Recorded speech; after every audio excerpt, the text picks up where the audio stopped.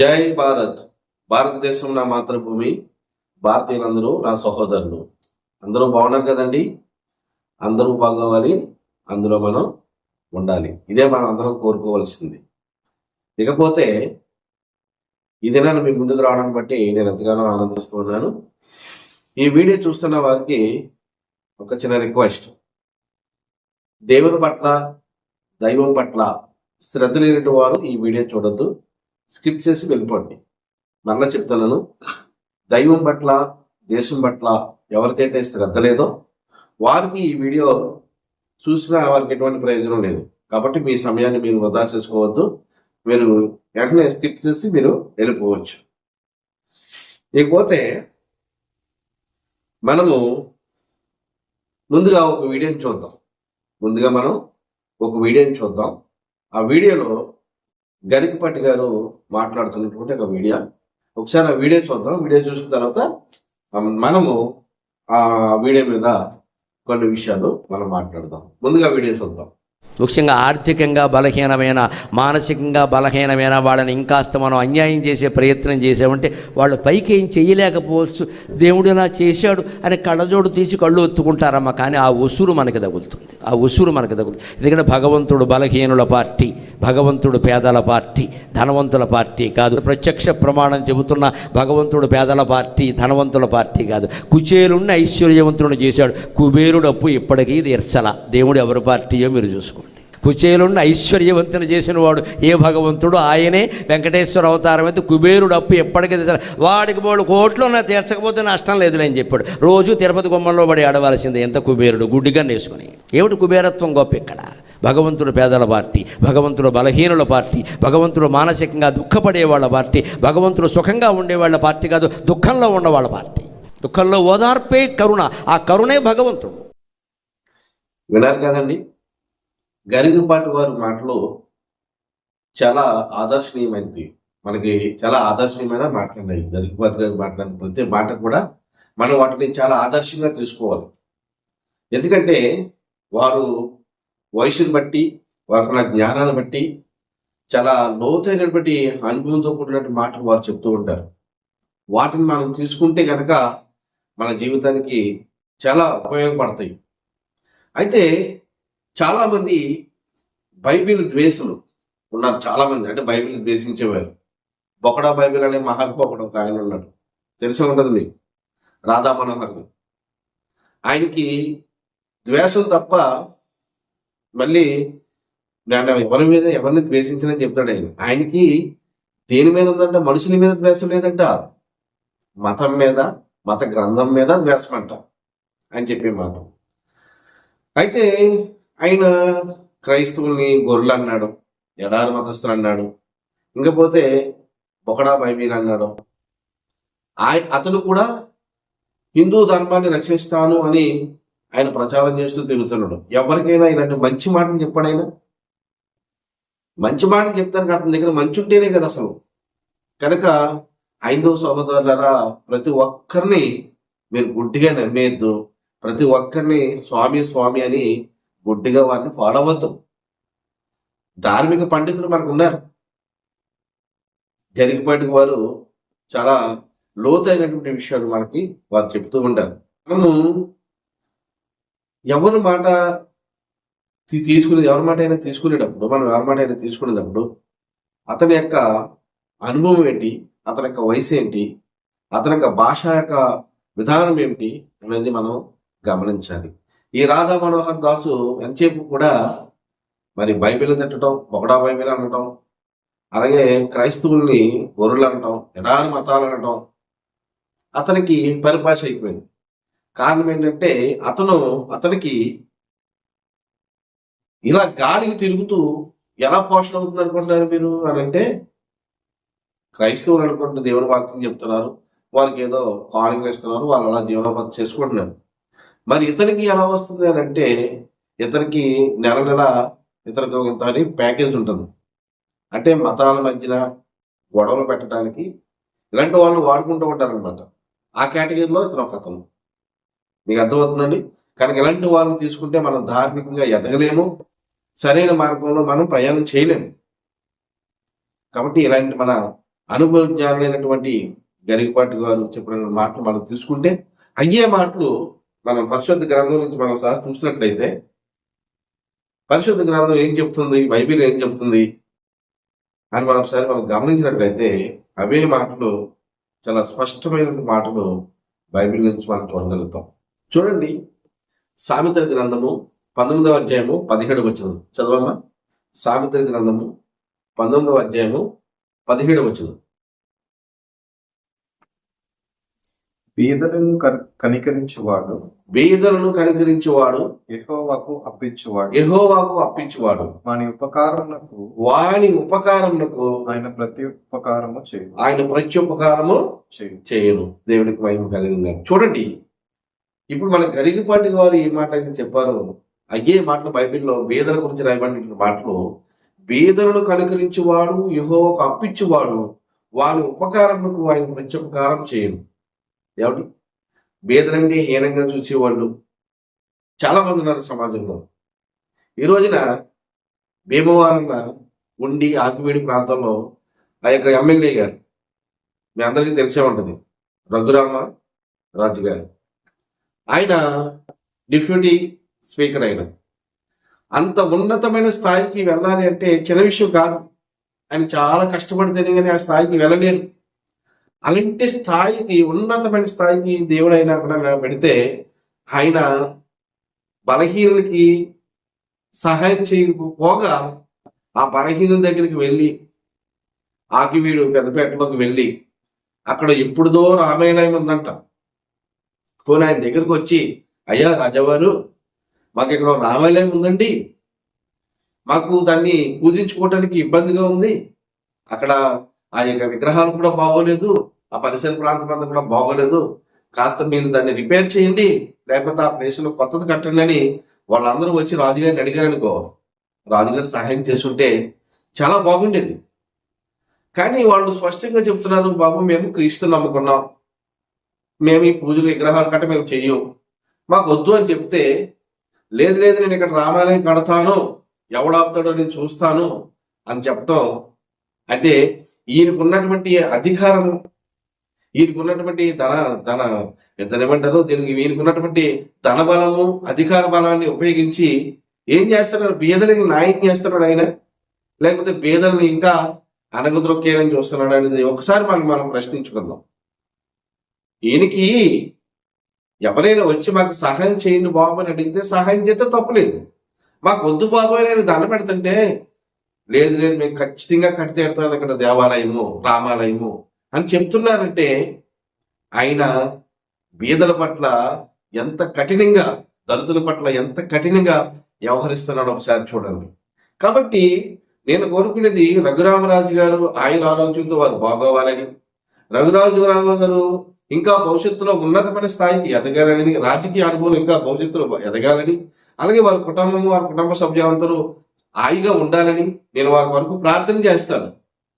కానీ భగవంతుడు ఆయన చేస్తున్న పనులను బట్టి ఆయనకి ఆశీర్వాదం రాదండి. ఎందుకంటే ఎవరికి ఏది ఇష్టమో అది ఇస్తే అది మంచిది. బాబోయ్ మేము ఇక్కడ తినమో లేదో మాకు వద్దు అన్నప్పుడు పట్టుకెళ్ళి తినండి అంటే అది మంచిదా? వాళ్ళు బాధపడుతున్నారా? ఒకసారి మీరు ఆలోచన చేసుకోండి.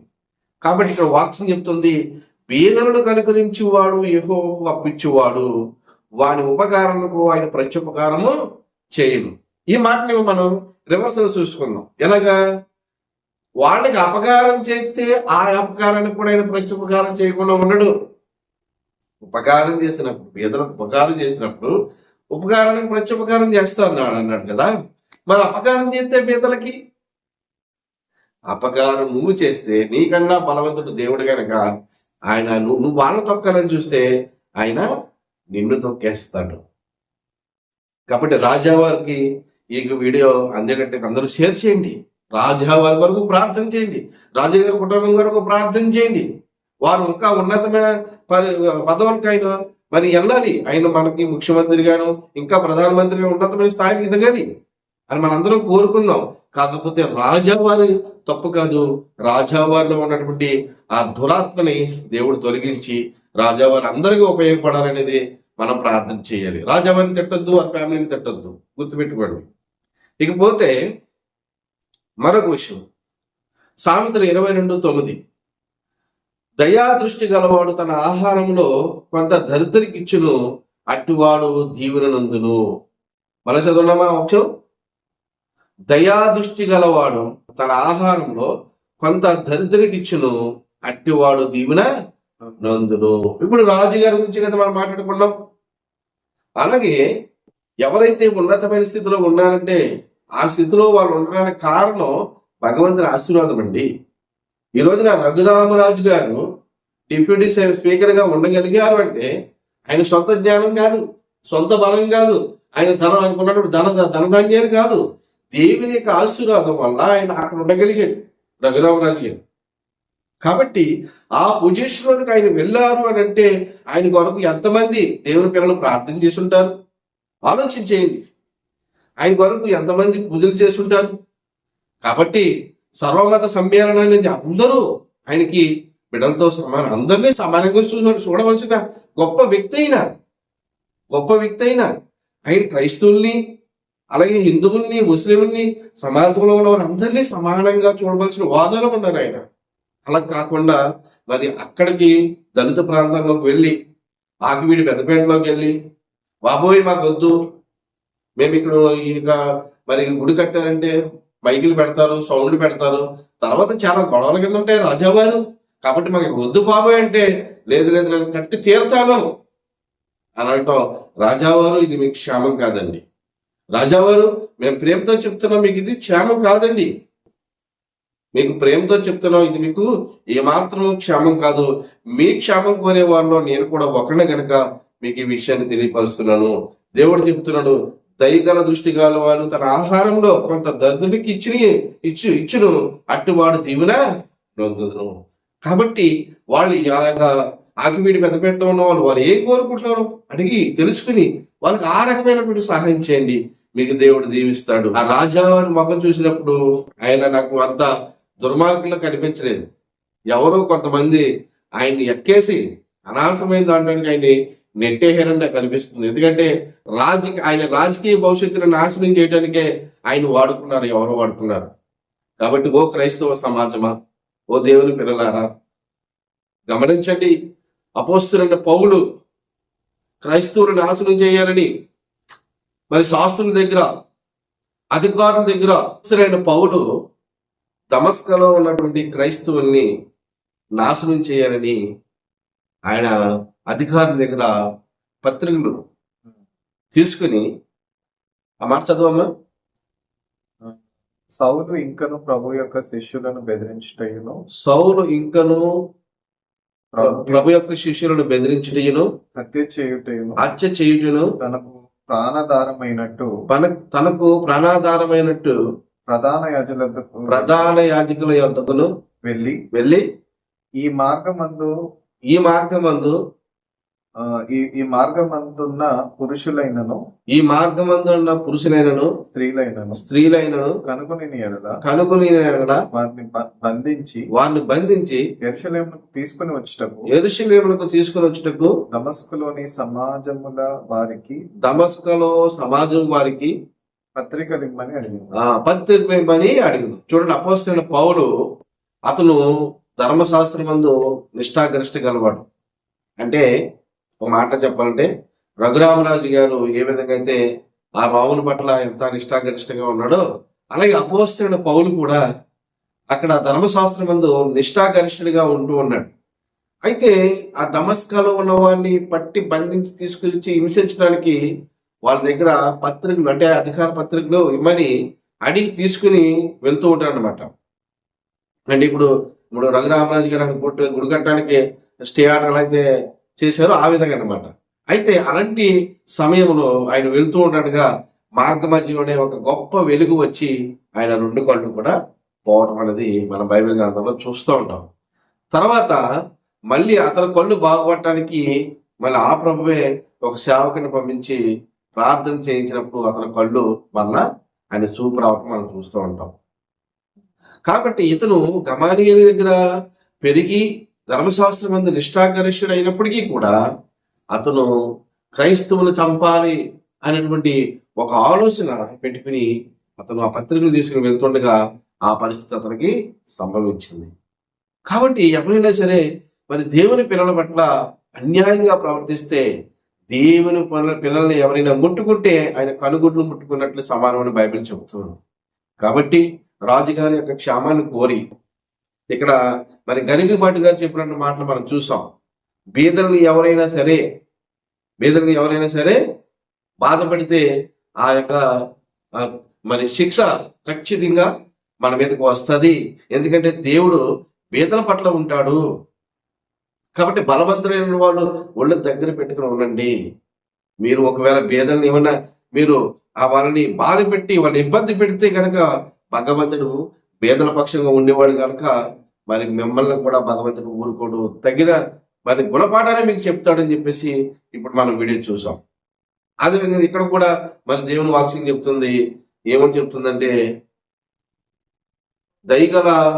దయాదృష్టి గలవాడు తన ఆహారంలో కొంత దద్దరికి ఇచ్చును, అటువాడు దీవునందును.